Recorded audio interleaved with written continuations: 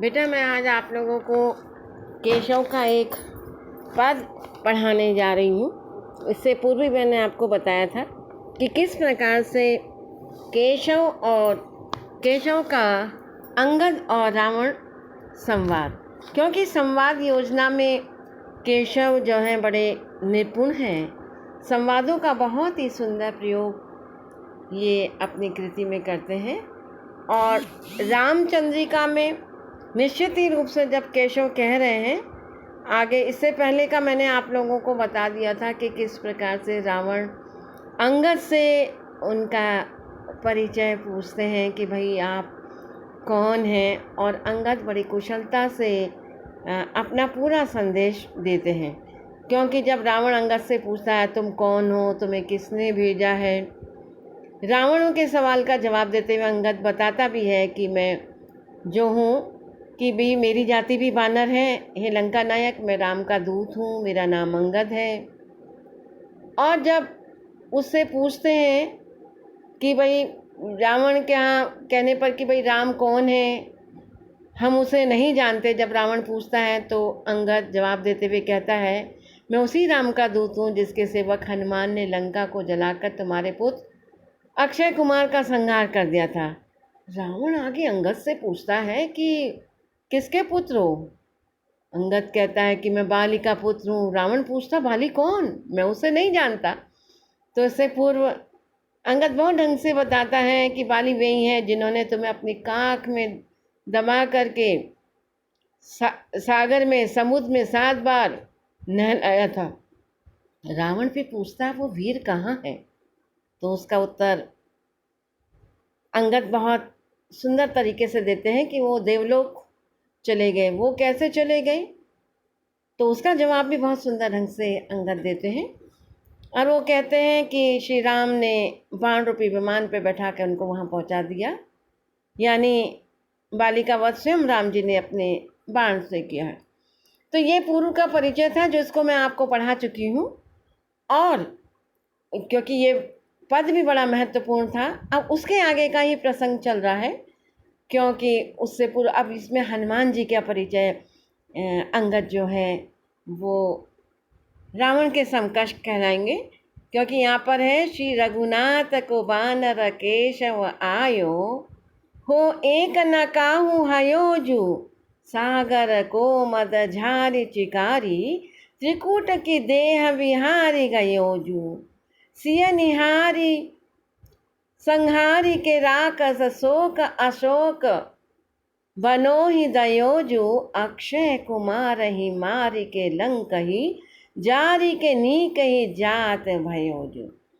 तो जैसा कि मैंने आपको बेटा मैं बार बार ये बता रही हूँ कि ये पंक्तियाँ रीतिकाल के जो रीतिबद्ध आचार्य कवि केशवदास हैं उनके द्वारा रचित उनके प्रसिद्ध महाकाव्य रामचंद्रिका से अवतरित की गई हैं। केशवदास क्या है बेटा? रीतिकाल के प्रवर्तक आचार्य भी हैं, और उनकी ख्याति का जो प्रमुख ग्रंथ है वो रामचंद्रिका ही है। और निश्चित रूप से इन पंक्तियों में अंगद रावण संवाद तो ये है ही। यहाँ पर श्री राम के दूत अंगद का कथन है जिसमें वो रावण के दरबार में पहुँचते हैं जब उनका अंगद से परिचय होता है। तो इन पंक्तियों में श्री रघुनाथ को बानर केशव आयो, हेक न काहू हयोजु, इन पंक्तियों में अंगद हनुमान जी की चर्चा कर रहे हैं और रावण के समक्ष क्या कर रहे हैं? अपना निश्चित रूप से वो अपना प्रबल पक्ष रख रहे हैं। वो यहाँ पर हनुमान जी की प्रशंसा, उनके यश और उनके कीर्ति का वर्णन भी वो हमें करते हुए दिखाई दे रहे हैं। वो क्या कहते हैं? श्री राम द्वारा भेजा हुआ हनुमान नाम का एक वानर आपके यहाँ क्या किया था? उसका आगमन हुआ था। वह इतना शक्तिशाली था, इतना बलशाली था कि यहाँ के कोई भी योद्धा उसको बांधने में सक्षम नहीं हुए, सफल नहीं हुए, सफलता प्राप्त नहीं कही, सभी पराजित हो गए। रामदूत व बानर हनुमान इतना शक्तिमय था कि उसने त्रिकुट नामक पर्वत को भी नष्ट भ्रष्ट कर दिया था, जो बहुत अपने में एक विशाल पर्वत है। तो बेटा अब इन पंक्तियों में कविवर केशव क्या कह रहे हैं कि देखिए, पुस्तक आप सबके सामने रखी हुई है। इन पंक्तियों में कविवर केशव अंगद के माध्यम से रावण के सामने श्री राम के जो भक्त हैं हनुमान जी, उनके परिचय और उनके पराक्रमता, शौर्यता, वीरता का वर्णन कर रहे हैं कि वो हनुमान जी ने क्या किया, सीता माता के दर्शन भी किए। निश्चित रूप से सीधे सीधे आ रहा है, सिय निहारी सहारी के राकस शोक अशोक वनी दयोजु। वो हनुमान जी ने सीता माता के भी दर्शन कर लिए और अशोक वाटिका में से जाते हुए विभिन्न राक्षसों का संहार भी किया।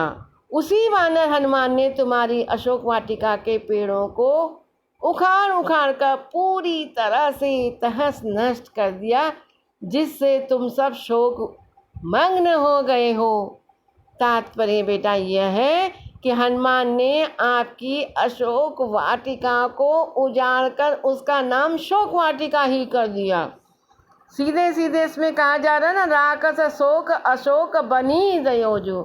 उसने उस अशोक को शोक वाटिका में परिवर्तित कर दिया। और अंतिम पंक्ति में अंगद क्या कहता है बेटा कि वही अकेला बानर हनुमान तुम्हारे पुत्र, सीधे सीधे इसमें अक्षय कुमार मारही के लंक जारी के नी कहीं जात भयोजु। बहुत सुंदर ढंग से कहा कि वही हनुमान जी ने क्या किया कि तुम्हारे पुत्र अक्षय कुमार का उन्होंने बेटा क्या किया, वध किया। और वध करने के बाद उनकी जीवन लीला को समाप्त कर दिया और लंका को तहत नष्ट करके उसे जलाकर भस्मीभूत कर कर यहाँ से कुशलतापूर्वक अपने आराध्य इष्ट प्रभु राम के पास पहुँच गए। भावार्थ यह कहने का अभिप्राय यह है कि वो अकेला बानर आकर के लंका में त्राही त्राही मचा देता है। बिल्कुल इस प्रकार का वर्णन तुलसी भी करते हैं, जातुदान त्राही त्राही, बड़ा सुंदर वर्णन करते हैं।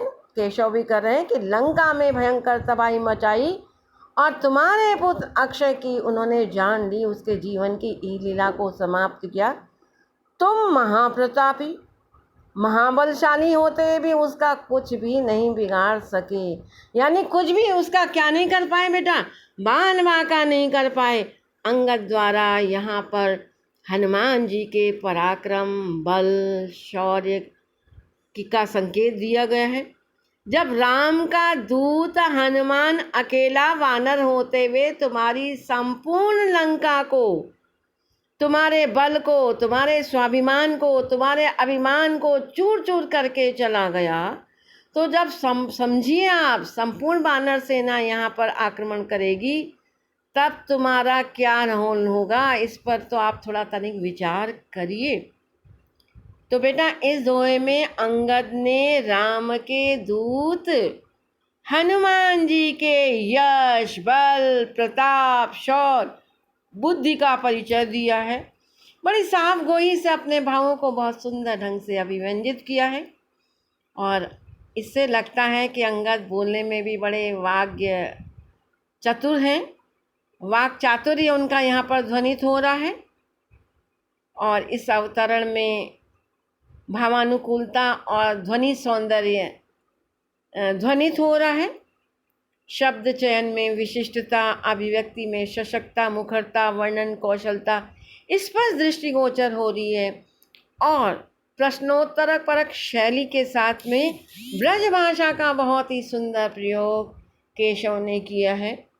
केशव बेटा जो हैं वो रीतिकाल के रीतिबद्ध काव्य धारा के प्रमुख कवि के रूप में आते हैं। वो रीतिकाल के रीतिबद्ध काव्य धारा के कवि हैं और एक आचार्य भी हैं और कवि भी हैं, लक्षण ग्रंथकार भी हैं और निश्चित रूप से इस सवैये में उन्होंने अंगद के मुखारविंद से हनुमान जी के उस शक्ति और शौर्य को उन्होंने यहाँ पर वर्णित किया है। बहुत ही सुंदर पद हमें यहाँ पर केशव का देखने को मिला। एक बार आप फिर से देखें इस पद को कि जहाँ पर वो कह रहे हैं, श्री रघुनाथ को बानर केशव आयो, हो एक न काहू हयो जू। सीधे सीधे कह रहे हैं, सागर को मद झारि चिकारी त्रिकूट की देह, विडारी गयो जू सिय निहारी सहारी के राकस, शोक अशोक बनी दयो जू अक्षय कुमार ही मारी के लंक ही, जारी के नीके ही जात भयो जू। तो देखिए, मैं एक बार आप लोगों को इसकी व्याख्या बहुत अच्छे ढंग से बता चुकी हूँ। परीक्षा की दृष्टि से महत्वपूर्ण अंश है, ध्यान से इसको सुनिए और बार बार इस व्याख्या को सुनिए और तैयारी आप लोग करते रहिए। तो इसमें जैसा कि मैंने आपको बताया कि इन पंक्तियों में अंगद भगवान राम के दूत बन कर के लंका में प्रवेश पाते हैं और प्रवेश पाने के बाद वो सीधे सीधे उनके पास में जाते हैं और इस प्रकार का वर्णन करते हुए हमें दिखाई देते हैं।